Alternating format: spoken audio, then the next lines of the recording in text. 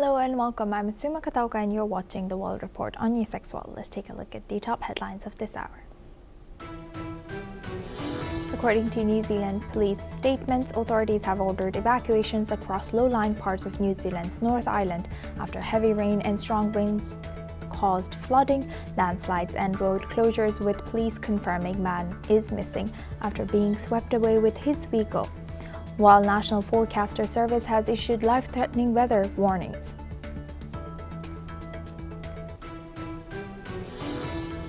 Spain's Foreign Minister José Manuel Albares has said that New Delhi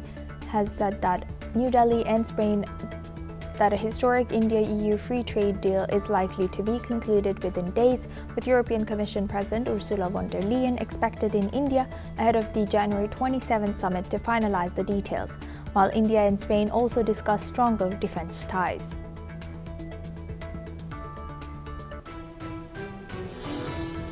China has begun emergency food aid to Cuba, with the first shipments of rice arriving as the island faces worsening food and fuel shortages after Venezuelan oil supplies were halted amid tightened U.S. sanctions. Furthermore, Beijing will send a total of 30,000 tons of rice under the new aid program. China has condemned a suicide attack on a Chinese restaurant in Kabul that has killed at least 7 people, including 1 Chinese national and 6 Afghans, with Foreign Ministry spokesperson Goh Jia-kun saying Beijing made urgent representations, while ISIS-K claimed responsibility for the attack as the investigations by Taliban continues. Mohammad Nidal al-Shar has met with India's Charge d'Affaires Venu Yadav in Damascus to push for stronger trade, investment and economic cooperation, including expanding joint coordination and boosting bilateral exchange.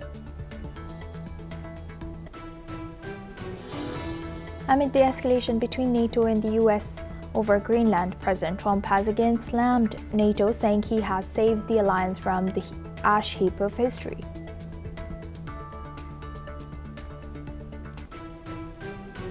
Canadian Prime Minister Mark Carney has reaffirmed his country's support for Greenland and Denmark's sovereignty at the World Economic Forum in Davos.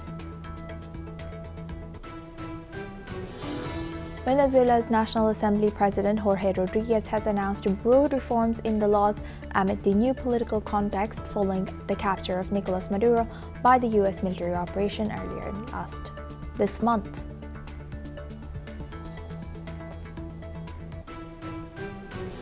Now for this hour, we start with EU. EU Chief Ursula von der Leyen has issued a stark warning regarding growing tensions between Europe and the United States over Greenland, stressing that such disputes could embolden adversaries of the West. Speaking in Strasbourg on Wednesday, von der Leyen has condemned President Donald Trump's threat to impose tariffs on European allies, labeling the move wrong. She has emphasized that any escalation of conflicts among allies would only benefit rivals, whom the West is working hard to keep out of the strategic landscape. She has also conveyed a clear message that Europe is fully prepared to act with unity, urgency, and determination should the situation worsen.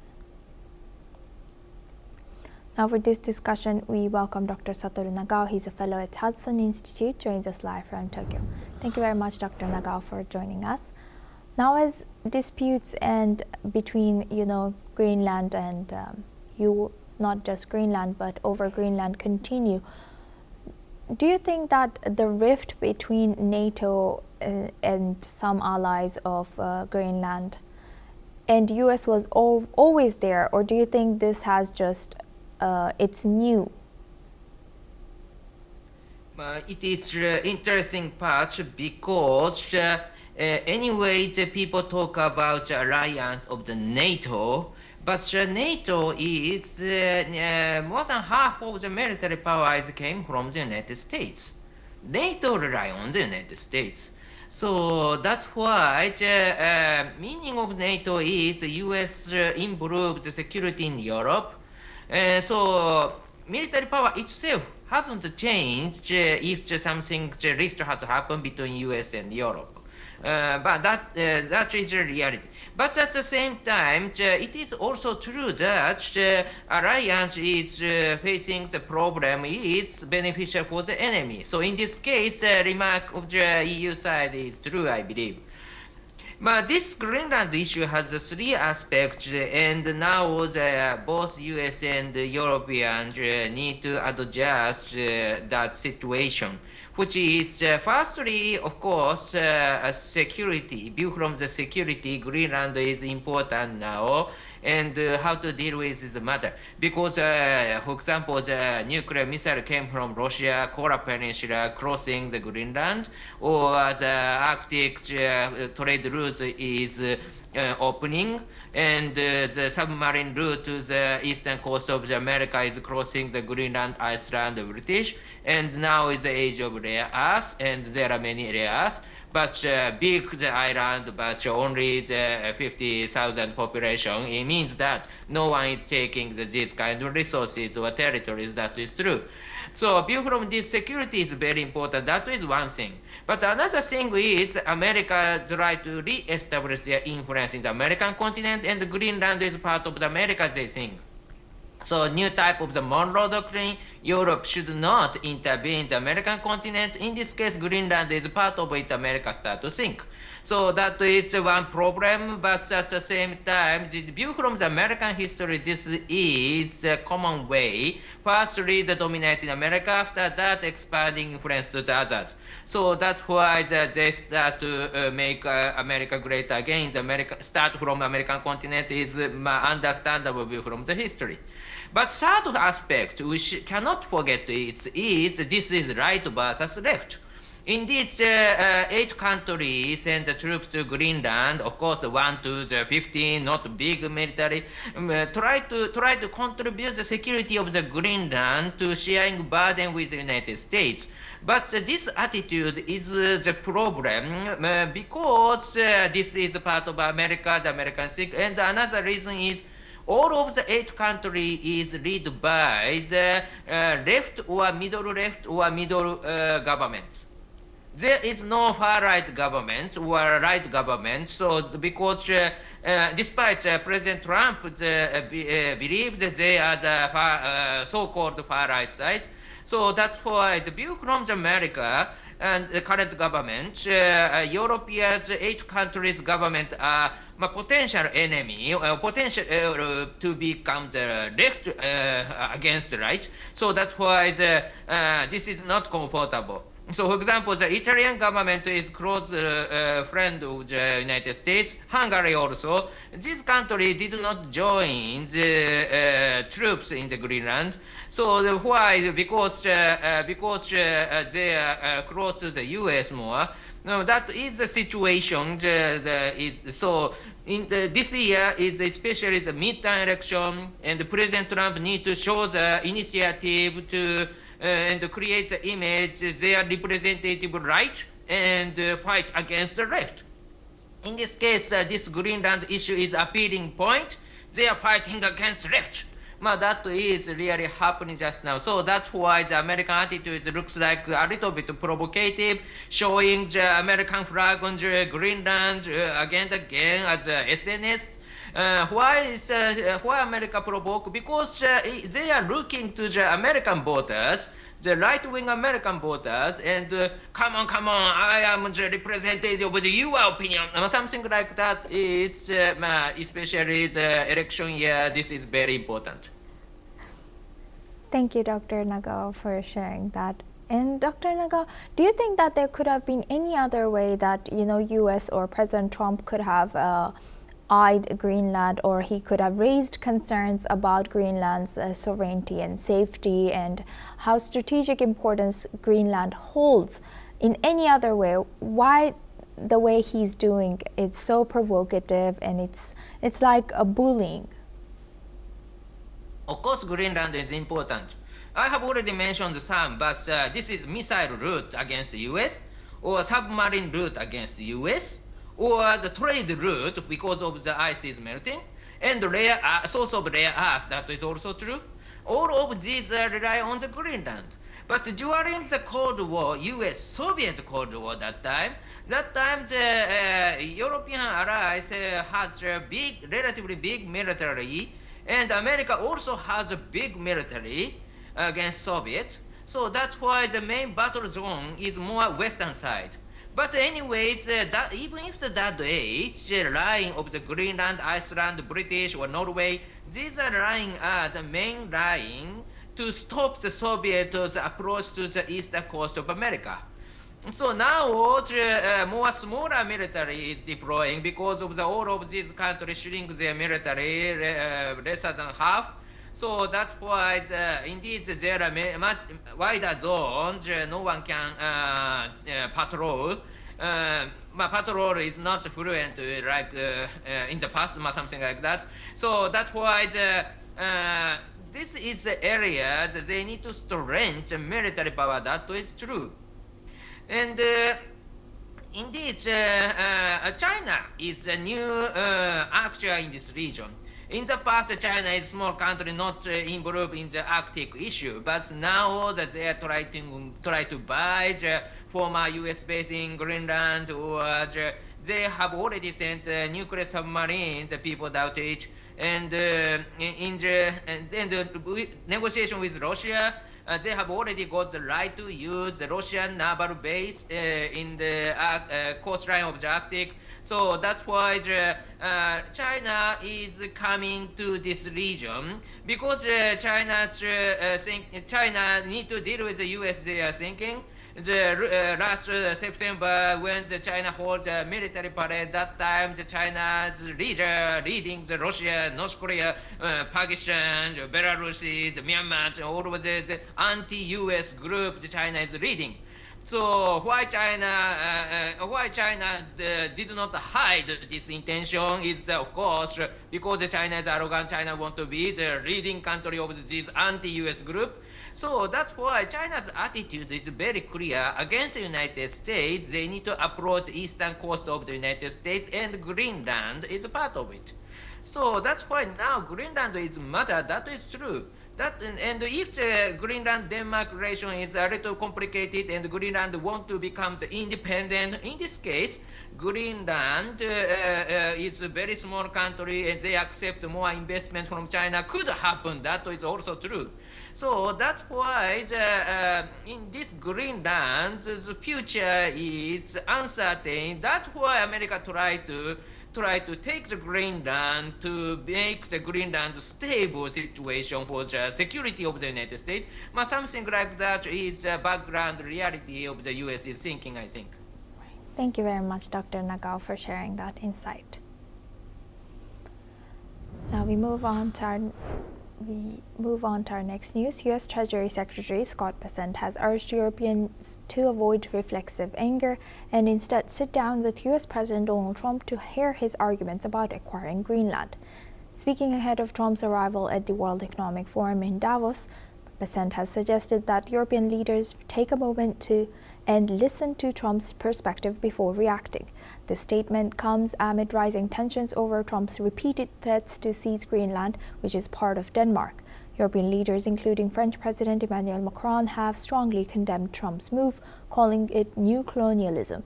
Macron and others have criticized the aggressivity of Trump's tariffs, which he threatened to impose on the countries opposing his Greenland plans. Let's listen into what Treasury Secretary Scott Bessent has shared. I would tell everyone, take a deep breath. Do not have this reflexive anger that we've seen and the bitterness. Why don't they sit down, wait for President Trump to get here and listen to his argument? Because I think they're going to be persuaded. Now we move on to Africa. Sudan's military is currently considering a new proposal from the United States and Saudi Arabia for a humanitarian truce and ceasefire with its rival paramilitary Rapid Group. The Security and Defense Council, a high-level body including military officials and government representatives, is holding meetings today to discuss the initiative. This development comes as the conflict in Sudan continues to escalate, with hopes that this truce could provide much-needed relief to the country. Now for this discussion, we welcome back Dr. Nagao. He's joining us from Tokyo. Thank you very much, Dr. Nagao, for staying with us. Now, what more can you tell us about this new proposal that's considered by Sudan? In this case, we should focusing on the supporter of the group in the civil war in Sudan and Yemen indeed. This is the one side is Saudi Arabia and another side is UAE. So recently in the Yemen, the Saudi is winning and the UAE-backed forces is facing the serious situation. That's why Saudi and UAE try to reconcile their relation, and both in the past both are the same side. So that's why they should return that original time. But it could affect the situation in Sudan, because Sudan army is supported by Saudi Arabia and RSF supported by UAE. So if the Saudi Arabia and the UAE re-establish a good relation between two, while Saudi army and RF continue their war without supporter, is a situation they are facing. So now, last November, because of the Saudi Arabia asked the United States, President Trump intervene in this situation. That's why now the US and Saudi, the proposal is suggested. And so Saudi-backed Sudan army must read this suggestion.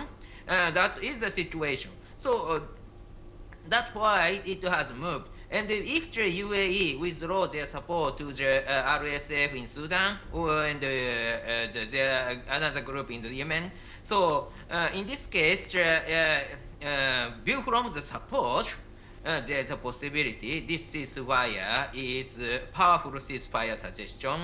Both sides need to agree. So that could happen now. So that's why the Sudan army expressed their will to check this proposal came from the US and Saudi carefully. That has happened. With that, I would like to thank Dr. Nagao for joining us today and sharing that insight. Now we move on to our next news. Businesses in the UK, particularly in the hospitality sector, are struggling with new taxes and rising costs, leading to a focus on survival rather than growth. Property taxes for commercial premises will increase, with some companies facing rises of up to 115% by 2028. The rise in the minimum wage and new employment laws have also added to the burden. The hospitality industry has warned that many pubs and restaurants could close this year. In response, Financial Minister Rachel Reeves has said she's working on a support package to help the sector, particularly pubs, and suggested that it could extend to other hospitality businesses.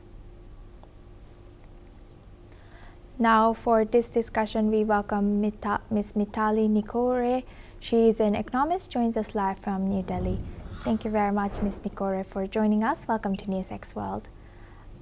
Now, Thank you. Thank you. Now, what more can you tell us about this? How is this affecting UK's hospitality sector? So actually, we've been researching what's happening in the UK's fiscal situation for some time at my think tank, Nikor Associates. I have also been in touch with alma mater economists at the London School of Economics. And based on this research, what we can say is that, what the UK is experiencing is what we call in economics a very classic Laffer curve. So essentially, they're in a trap situation. The fiscal deficit is quite high, particularly the government debt to GDP ratio has crossed nearly 75%. And we're at that point where, they have no choice but to raise taxes in order to mobilize revenue.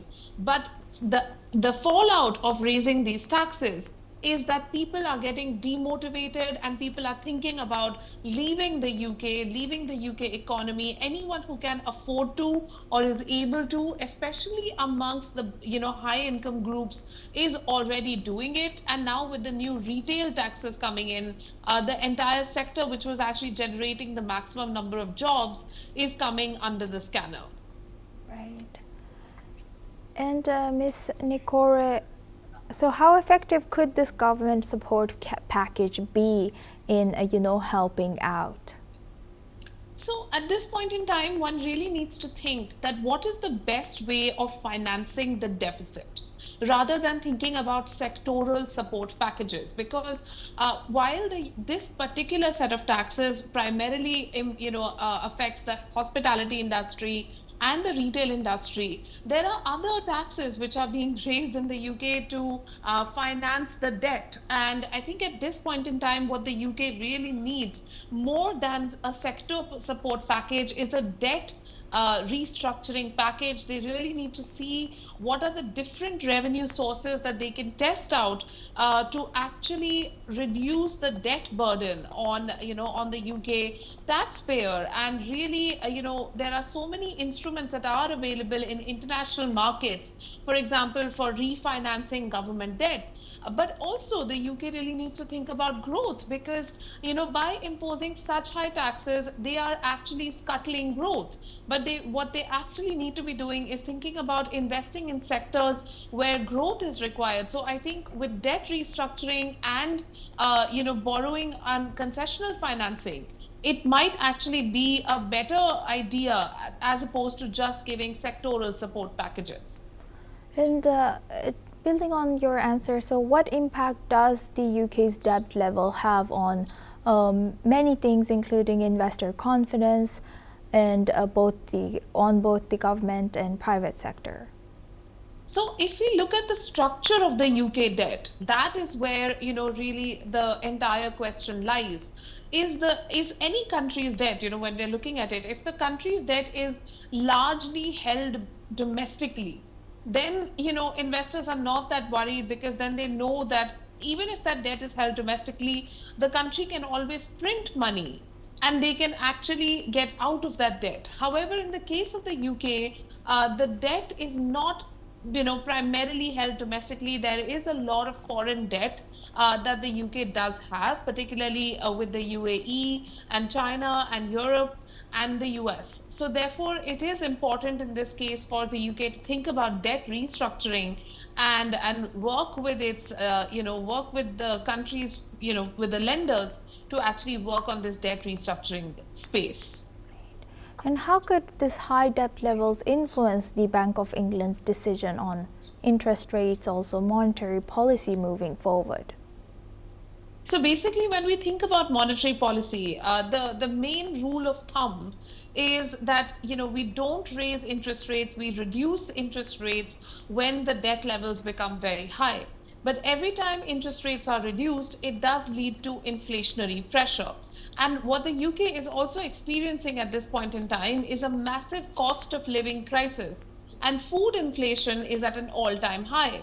So, in such a situation, the central bank is actually in a little bit of a quandary. Do you prioritize the rate of financing for government debt and for borrowings, or do you finance, some relief for the consumer by raising interest rates and then, controlling inflation? At this point, I feel that the Central Bank of England will probably go in the direction of actually reducing interest rates a little bit, but at the same time also thinking about controlling prices by improving supply chains. Because one of the levers of actually controlling food inflation and food prices is by bringing in cheaper imports and also reducing the cost of food production. So if the UK can actually bring in, European workers back again, or if they can have one-to-one trade agreements as they've done with India to import cheaper food products, then it can reduce food inflation as well as finance its debt. And, building on your previous answer about UK's debt, a lot of it is foreign debt. Can you tell us a little bit more about that? So if we look at the UK's current debt situation, we can see that one of the major, lenders to the UK is, of course, the US, because that is how the financial services sector works. And we see that a lot of financial services, are done on the London Stock Exchange. There's a lot of work that's happening in London as a financial hub for Europe, but at the same time, there's also import of financial services that happens from the US offices of many of these financing companies. So there is, the debt that's coming from there because of this reason. But then at the same time, there's also debt from China, particularly for currency stabilization. There's also debt from, the Middle East because of oil purchases. And those oil purchases have actually increased because now Russian oil purchases have been paused. So, there are these a few large economies, where the UK does owe its debt to, but at the same time, it's not as though the UK is not exporting a large amount of these services. So it can, if it increases its export of financial services in particular, it can easily get out of this foreign debt. And Ms. Nikore, last but not least, how vulnerable is the UK economy now? So at this point in time, with the current decision making that has been taking place, actually the entire issue is that in the last 4 or 5 prime ministers that have changed in the UK, nobody can seem to have a consensus on what is the recovery plan for the UK economy. There is a need for the UK economy to admit and realize that their growth has been slowing down for a few decades now. There has not been, a clear innovation on the tech sector. There has not been much innovation in any sector really in the UK, except for financial services. And London has, got all of the gains of that, with the rest of England actually being left out of this entire growth story. And that's where we see the hardships the most, in areas outside London, in cities outside of London. Plus, the UK has also been reeling with a massive immigration crisis, and they have responded to this by, increasing government expenditures on immigrants, as opposed to being pragmatic about stopping to take immigrants. So I do feel that at this point in time, the UK economy needs a very strong set of decisions. And, there's also a need for rationalizing expenditures, including social security, and keeping expenditures within, within the range of what the economy can afford. With that, I would like to thank Ms. Mitali Nikore for joining us as an economist and sharing that insight. Thank you very much. Now we move on to our next news. U.S. Vice President J.D. Vance and his wife Usha have said that they will be welcoming their 4th child, a baby boy, in July. Usha Vance has said that she and the baby were doing well. J.D. Vance and Usha Vance have also said that during this exciting and hectic time, they are particularly grateful for the military doctors who take excellent care of their family and for the staff members who do so much to ensure that they can serve the country while enjoying a wonderful life with their children. However, the first son, Ivan, was born in 2017, followed by another son, Vivek, in 2020, and their daughter, Mirabel, born in 2021. Now we move on to our next news. French cosmetics giant L'OREAL has announced plans to set up a beauty tech hub in Hyderabad, India, with an initial investment of over 35 billion rupees. The hub will focus on AI-driven beauty innovation and aims to create 2,000 tech jobs by 2030. L'OREAL's CEO Nicholas Hieronymus and the Telangana state government formalized the partnership at the World Economic Forum in Davos. Telangana has quickly become a key investment and tech hub in southern India. Bilateral trade between India and France has reached $15 billion in 2024, with both nations working closely to strengthen ties and modernize their tax treaty, adapting to global standards on tax transparency. That's all we have time for. Keep watching NewsX World for more news updates from around the world.